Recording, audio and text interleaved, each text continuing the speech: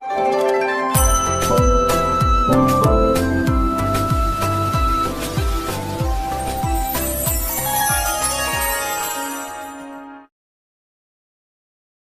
जगन्नाथ मु दिवाकर दास आपण मानक प्रणाम करुच्ची। महापुरुष जशवंत दास एक विरल ग्रंथ जहाँकि अढ़ंगगड़ा मालिका से ग्रंथ आम हाथ में अच्छी जो मालिकार महापुरुष जशवंत आगत भविष्य कथा लिखिं। भक्तबंधु ये ग्रंथ एत विरल जे क्या पाखे मिलवा बड़ कष्टर हो जाए। ये अढ़ंगगड़ मालिका को मुझे बहुत दिन है खोजुली। अनेक प्रवक्त जो मैंने मालिका कहते से पचारती आपण पाखे अढ़ंगगड़ मालिका अच्छी कि कहीं आपण घर तो जशवंत पाखे मु भी खोजी चली कि महापुरुष एमती कृपाणु जशवंत दास एमती कृपाणु गोसाईंकर एमती कृपा ठीक ओढ़ण षष्ठी दिन जड़े भाई आनी ये दुईटी ग्रंथ जहाँकि महापुरुष जशवंत दासंकर जी मत देकी गले आउ से दिन घरे नी कि घरे थई देकी जाइए आसिक जो देखिली अढ़ंगड़ मालिका इतनी खुशी हो गली पुणी से दिन थी ओढ़ण षष्ठी पवित्र ओढ़ण षष्ठी तो महापुरुष चाहते महिमा प्रचार हो। भक्तबंधु तो आम भाविलु भाव दिवाकर चैनल सहित जो मैंने जोड़ी होती से महापुरुषंकर अढ़ंगड़ मालिका निहाती भाव में श्रवण करूँ कौन ताधर अच्छी व्यस्तबहुल जीवन में मालिका शुणा मालिका ग्रंथ आपण मैंने पढ़ा बहु कष्टर किंतु भर समय बाहर करूँ आ मालिकार कथा को निहाती शुणु जहाँ जशवंत दासंकर अढ़ंगड़ मालिका ये दुईटी ग्रंथ ही से दिन मत जड़े भाई देकी जाइछंती। भक्तबंधु आश्चर्य लगिला निश्चिंत सी हूँ साक्षात जशवंत मो कहीं श्री जशवंत दास विरचित क्षिति सुधा ब्रह्म ज्ञान देखते अति ब्रह्म ज्ञान कथा ही आधे आलोचना होमें परवर्ती समय केतबे एक कथा को आलोचना करवा कहीं ब्रह्म ज्ञानटा आपंकर वीडियो मध्यम आपड़ से भल कि बुझीपारे ना तो से गुरु कर आवश्यकता अच्छी बहुत ज्ञान आप आहरण करने गुरुंर आवश्यकता अच्छी क्या अति ब्रह्म ज्ञान कथा गुरु छड़ा किए बुझे पारे तेणु जशवंत दास चाहते महिमा प्रचार हो देखो सी ही ओढ़ण षष्ठी दिन आणिक ग्रंथ को देते आज आप आगे आउ एक ग्रंथ जहाँकि अढ़ंगड़ मालिका दुईटी ग्रंथ आसाला तादर आपण मान आगे कहूँ कि अढ़ंगड़ मालिकार कौन रही आगत भविष्य कथा निश्चिंत शेष पर्यटन वीडियो को देखो। महापुरुष जशवंत महाप्रभु जगन्नाथ पाखे शरण जाइए मालिका को लिखा से पद को लिखिं कौन कहते महापुरुष कहले भविष्यत पुराण जे लेखिबी जेणु मुहि आज्ञा हेउ प्रभु मते कमलार साई हे प्रभु मते टिके आज्ञा हेउ मु सुंदर ग्रंथ को लिखिबी प्रभु तापर बलभद्र बुझाइले विनता नंदन से ग्रंथ लेखई मु आज्ञा हेउ पुण दाउ दाउ ब्रह्म रूप अणाकार विधि शबद स्वरूपे उदे हेब गुण निधि निर्धूम अनल प्राय दिशिव संसार अभय पंजर बाना बेलू आश्रा कर मालिकार महापुरुष कहते कहले समय एमती आसब चारिआडे अग्नि जलुव निर्धूम अनल प्राय दिशिव संसार अनल भली संसार देखा कहले थाबे ठाबे अनर्थ जे होई बटी घोर दिवसे अंधार दिशु थिब जे संसार भक्तबंधु ठाबे ठाबे अनर्थ हो कहते आउ घोर अंधकार ये संसार अंधकारमय हो।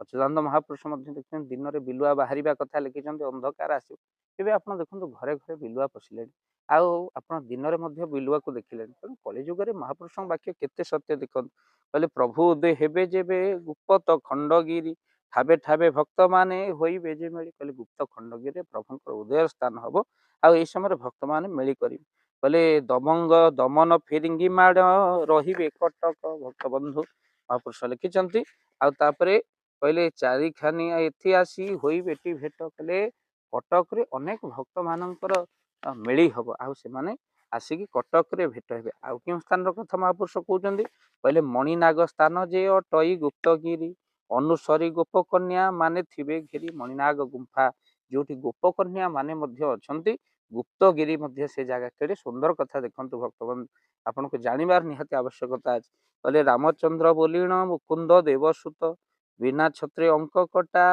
होइबे नरनाथ महाघोर अनर्थ जे होइब संसार सेतिकी बेले तथ्य करुथिबु वीर आउ केही जे काहारी की आउ नोही बेटी मोही अरजिला धन परा नेउथिबे बही भक्तबंधु जहाँ मनुष्य अर्जन कर बोही नहीं जाऊे से समय अर्थात चोर मान संख्या बहुत बढ़िया बोले महापुरुष जशवंत दास ये अढ़ंगड़ मालिकार लिखिं सत्य होती भक्तबंधु कहले कही काहारी को मान्य वृत्ति रखिबे ना आउ कहले घरे घरे ताटी बाड़ी पड़ब संसारे दुर्बादल खाई सुजन संगरे भक्तबंधु दुर्बाद कहले ये दुब खाई ପରିବାର ବଞ୍ଚିବାକୁ ପଡ଼ିବ, ଏମିତି ଏକ ସମୟ ଆସୁଛି ଭକ୍ତ ବନ୍ଧୁ। କହିଲେ ଅସୁରାନ୍ତ ମାନେ ମହା ବଡ଼ ବୋଲାଇବେ, ଖଣ୍ଟ ଯେ ଖଣ୍ଟିଆ ମାନ ସଂସାରେ ଫେରିବେ। କହିଲେ ଭକ୍ତ ବନ୍ଧୁ ଅସୁର ମାନେ ଏ ସଂସାର ଭିତରେ ସବୁଠୁ ବଡ଼ ହେବେ, ସେମାନେ ବଢ଼ି ଚାଲିବେ। ଆଉ ଖଣ୍ଟ ଖଣ୍ଟିଆ ମାନେ ସେମାନେ ସଂସାରରେ ବୁଲିବେ, ଯେଉଁମାନେ ଖଣ୍ଟ ପର ତଣ୍ଟି ଯିବେ ସେମାନେ ଭୋଜନ କରନ୍ତି। କହିଲେ ଶ୍ରୀଗୁରୁ ମହିମା ଯେ ଅଟେ ହରିରସ, ନିଗମ ବେଳକେ କରି ରହିଥିବେ ଦାସ। ନିଗମ ଅର୍ଥାତ ଭକ୍ତବାନ ହିଁ କେବଳ ରହିଥିବେ। ଆଉ ଭକ୍ତ ବନ୍ଧୁ କହିଲେ ସେ ଯେ ପୁଣି ତା ସହିତ କହିଲେ ଉତ୍ତର ଯୁଗ୍ନେ ଯୋଗିଏ ଯୋଗ୍ନି କରିବେ ଚହଳ, ବାଲୁକା ଘେନ କ୍ଷେପୁ ଥିବେ ଗଙ୍ଗା କୂଳ, ପଶ୍ଚିମ ଦିଗକୁ ଅନୁକୂଳ ହେବ ଯେବେ, ନିଶ୍ଚୟ ଜାଣିବ ନିକଟକୁ ହେଲା ତେବେ, ଏହିମାନେ କରି କଳି ହୋଇବେ ପ୍ରକାଶ, ଠାବେ ଠାବେ ରାତ୍ର ହାଣ ହୋଇବ ଅବଶ୍ୟ। ଭକ୍ତ ବନ୍ଧୁ ଗଳିରେ ଗଳିରେ ଗୁଳି, ଛକରେ ଛକରେ ଛୁଡ଼ି, ମୋରରେ ମୋରରେ ମୃତ୍ୟୁ ଜୀବନକୁ ଅତିକ୍ରାନ୍ତ କରିବ। ପୁଣି ସମୟ କେତେ? ଆଉ କହିଲେ ଏମିତି ସମୟ ଆସିବ ଯେଉଁ ସମୟ ଭିତରେ କହିଲେ 29 ଠାବରୁ ଯେ 32 ପରକାଶ, ସେଇ ସମୟରେ ଘଟିବ ଯେ ଅବଶ୍ୟ। କହିଲେ 29 ରୁ 32 ମଧ୍ୟରେ ପ୍ରଳୟର ସୂଚନା ଭକ୍ତ ବନ୍ଧୁ ରହୁଛି। ମାଳିକାର କଥା ଯେଉଁ କଳିଯୁଗ ଶେଷ ସମୟର କଥା, 29 ରୁ 32 ବିଷୟରେ କିଛି ଘଟଣା ଅଧେ ନିପାତ ହେଇଯିବ ଭକ୍ତ ବନ୍ଧୁ। ତାପରେ ଏଇଠି ମଧ୍ୟ ଅଢଙ୍ଗଡ଼ ମାଳିକାରେ ତା ପ୍ରମାଣ ରହିଛି। କହିଲେ ମଣିନାଗ ଠାରୁ ନନ୍ଦୀ କିଶୋର ଯାଏ, ଏଥିରେ ମଧ୍ୟ ଭକ୍ତ ଥିବେ ତୀର୍ଥକାଏ। ଭକ୍ତ ବନ୍ଧୁ କହିଲେ କାଠ ଯୋଡ଼ି କୂଳ ଠାରୁ ପଦ୍ମ ବନ ସ୍ଥାନ, ଚିତ୍ରଙ୍ଗଦା ତଟ ଠାରୁ ଏକାମ୍ବର ବନ। ଭକ୍ତ ବନ୍ଧୁ କାଠ ଯୋଡ଼ି କଟକର କଥା କହିଛନ୍ତି, ତା ସହିତ ଚିତ୍ରାଙ୍ଗଦା ତଟ ଠାରୁ ଏ ଚିତ୍ରତୋଳା ନଦୀକୁ ଏକାମ୍ବର ବନ ଭୁବନେଶ୍ୱର ପର୍ଯ୍ୟନ୍ତ ମଧ୍ୟ ଏଥିରେ ମଧ୍ୟରେ ଭକ୍ତ ମାନେ ଥିବେ ରହି, ଅବଶ୍ୟ ଆସିବେ ଯେ ସେ ଦେଖିବାର ପାଇଁ, ସୁଆଙ୍ଗତା କରି ବୋଲି ବସି ଯେ ଲଗାଇ, ସାଲଶିଲ ଠାବରୁ ଯେ ଭଦ୍ରାଙ୍ଗର ଭୁଇ, ନିମାଳ ନୀଳ ସ୍ଥାନ ମହାପଦ୍ମବନ, ସେଇଠାରେ ଉଦ୍ଦେଶ୍ୟ କା କଳକି ପ୍ରମାଣ। କହିଲେ ଭକ୍ତବନ୍ଧୁ କଳକିକୁ ନେଇ ଯେଉଁ କଳ୍ପନା ଜଳ୍ପନା ଏଠି ମଧ୍ୟ ମହାପୁରୁଷ ଲେଖୁଛନ୍ତି, ସେଇ ସ୍ଥାନରେ କଳକିଙ୍କର ପ୍ରମାଣ, ମାନେ କଳକି ସେଇ ସ୍ଥାନରେ ହିଁ ଭକ୍ତମାନଙ୍କୁ ଦର୍ଶନ ଦେବେ। କହିଲେ କଳଙ୍କି ପ୍ରକାଶ ସବୁ ସଂଖ୍ୟା ଅଙ୍ଗରେ, ଅଚ୍ୟୁତ ଅନନ୍ତ ବିଜେ ଯଶୋବନ୍ତ ଦ୍ୱାରେ, ଦାମ ସୁଦାମ ସୁବଳ ଅନନ୍ତ ପ୍ରମାଣ, ସେଇ ସକା ସଙ୍ଗେ ହରି ହୋଇବେ ଜନମ। ଭକ୍ତବନ୍ଧୁ ଦ୍ୱାପର ଯୁଗରେ ସୁଦାମ ସୁବଳ ଏସବୁ ଯେଉଁଭଳି ଭାବରେ ଥିଲେ ଧରି ଆପଣ ଜାଣିଛନ୍ତି। ଅଚ୍ୟୁତ ମହାପୁରୁଷଙ୍କର ମଧ୍ୟ ପୂର୍ବ ଯେ ସତ୍ୟ ଯୁଗରେ କୃପାଜଳ, ତ୍ରେତୟା ଯୁଗରେ ନଳ, ଦ୍ୱାପର ଯୁଗରେ ସୁଦାମ ସୁନ୍ଦର, କଳି ଯୁଗରେ ଶ୍ରୀ ଅଚ୍ୟୁତ।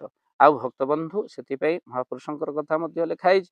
କହିଲେ ଗୁପ୍ତ ଗୁହା ଖଣ୍ଡଗିରି ମଣି ନାଗସ୍ଥାନ, ଅମରାବତୀ ଦ୍ୱାରକା ଗୁପତ ଭୁବନ, ଏହା ମଧ୍ୟ ଖେଳ କରି ଥରେ ପ୍ରଭୁ ରହି, ମହିମା ପ୍ରକାଶ ହେବ ବଂଶୀ ବଟ ଠାଇଁ, ନ ଦେଖିବେ ବିଷ୍ଣୁ ଭକ୍ତ ପାଇବେ କର୍ଷଣ, ଥୋକାଏ ଦୋ ପଞ୍ଚା ହୋଇ ହେବେ ରଣଭଣ। ଭକ୍ତବନ୍ଧୁ ଏଇଭଳି ଭାବରେ ଏମନ୍ତ ପ୍ରକାରେ ଖେଳ ହୋଇ ବଟି ମହି, ଆଉ ଦେଶମାନ ସବୁ ହେବ ଅନ୍ୟ ବହି, ନାନାଦି ପ୍ରକାରେ ସବୁ ଦେବ ଖାଇବେ, ଉଲୁକା ପ୍ରାପ୍ତ ପ୍ରାୟକ ଶୂନ୍ୟରେ ଉଡ଼ିବେ, ବ୍ରାହ୍ମଣୀ ନଦୀ ଠାବରୁ ଏହି ମହାନଈ, ପଶ୍ଚିମ ଦିଗରୁ ଧାରୁ ଆସୁଅଛି ବହି। ବ୍ରାହ୍ମଣୀ ନଦୀର କଥା ମଧ୍ୟ ମହାପୁରୁଷ ଲେଖିଛନ୍ତି। ଯେଉଁ ଯେଉଁ ଜାଗାରେ ବ୍ରାହ୍ମଣୀ ନଦୀ ଅଛି, ଭକ୍ତମାନେ ସେଠିକାର ଭକ୍ତ ଯଦି ଆମ ଚ୍ୟାନେଲକୁ ଦେଖୁଛନ୍ତି ନିଶ୍ଚୟ ଦେଖିବେ, ସେଠି ଅନେକ ଭକ୍ତ ବ୍ରାହ୍ମଣୀ ନଦୀ କୂଳେ ରହିବେ ବୋଲି କହୁଛନ୍ତି। ଆଉ ତା ସହିତ କହିଲେ 34 ଯୋଗ ବଣା ହୋଇବେ ଅବଶ୍ୟ, ଠକ ଭଣ୍ଡ ଦାସ ମାନେ ବହି ବେଟି ରୋଷ, କଳି ଯୁଗେ ଏହି ଖଣ୍ଡ ଜାଣି ନ ପାରିବେ, କୁଡ଼ି ପ୍ରାଣୀ ଅମଡ଼ା ଯେ ଅମଡ଼େ ମାତିବେ। ଭକ୍ତବନ୍ଧୁ ଅବାଟେ ସେମାନେ ଗତି କରିବେ, ଭଗବାନଙ୍କୁ ଠକ ଭଣ୍ଡ ଏଗୁଡ଼ିକ ସବୁ କେହି ଜାଣିପାରିବେନି। ପ୍ରକୃତ ଭକ୍ତ ହିଁ ଭଗବାନଙ୍କୁ ଜାଣିପାରିବ, ଯେଉଁ କଥା ଆଜି ଆମମାନେ ଅଢଙ୍ଗଡ଼ ମାଳିକାରୁ ଶ୍ରବଣ କରୁଛୁ। କହିଲେ ନାମ ଆଶ୍ରିତ ପ୍ରାଣୀ ରହିବେ ପ୍ରମାଣ, ସେମାନଙ୍କୁ ଅବାଦୃଶ୍ୟ ହେବେ ନାରାୟଣ। ଯେଉଁମାନେ ନାମର ଆଶ୍ରିତ, ଯେଉଁମାନେ ଗୁରୁ ନାମ ନେଇଛନ୍ତି ସେମାନଙ୍କ କ'ଣ ନିଶ୍ଚିନ୍ତ ପ୍ରଭୁ। କହିଲେ ପଦ୍ମାବତୀ ଭୁବନ ଯେ ସରସ୍ୱତୀ ଗ୍ରାମ, ସୁଗନ୍ଧ କରାଳ ଖଣ୍ଡ ଆଳତୀ ଭୁବନ, ଆଉ ମଧୁପୁର ଠାରୁ ଦର୍ପଣୀ ବୋଲି ଯେହୁ ପ୍ରଭୁ ଅଙ୍ଗ ସଂଘ ଭକ୍ତ ରହିଥିବେ ସେ ଦର୍ପଣୀ ଗଡ଼। ଭକ୍ତବନ୍ଧୁ ଯାହାକି ଆପଣଙ୍କର ଛତିଆ ବଟ। ଆଉ ଭକ୍ତବନ୍ଧୁ ସେଠି ବି ଅନେକ ଭକ୍ତଙ୍କ କଥା ମହାପୁରୁଷ ଲେଖିଛନ୍ତି। କହିଲେ ଚଉଦ୍ୱାର ଠାରୁ ଯେ 11 ହାଟ ମାନ, ଏଥିରେ ମଧ୍ୟ ବୀରମାନଙ୍କ ଆଶ୍ରମ, 14 ରୁ 11 ହାଟ ପର୍ଯ୍ୟନ୍ତ ବୀରମାନଙ୍କ ଆଶ୍ରମ। କହିଲେ ବୀର ବର ବାନା ଉଡ଼ାଇବେ ନରହରି, ଅନନ୍ତ ଖେଳ କରିବେ ଦେବ ଦଇତାରି, ମଣିନାଗ ଗୁପ୍ତଗିରି ଧନିଆ ପର୍ବତ, ଏଠି ମଧ୍ୟ ଦେବକନ୍ୟା ଥିବେଟି ବହୁତ।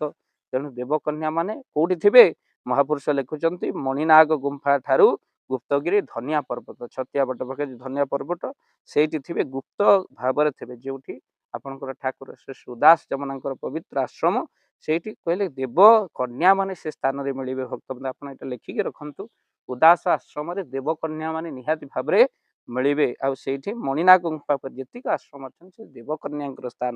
କହିଲେ ସେମାନେ ଆସିବେ ପ୍ରଭୁ ଗହଣେ ଖଟିବେ, ଗୋପକନ୍ୟା ମାନେ ପ୍ରଭୁ ଗହଣରେ ଥିବେ, ମାୟା ରୂପେ ନିରଞ୍ଜନ କରିବେ ଦର୍ଶନ, ଚିହ୍ନି ନ ପାରିବେ କେହି ହୋଇବେ ମୋହନ।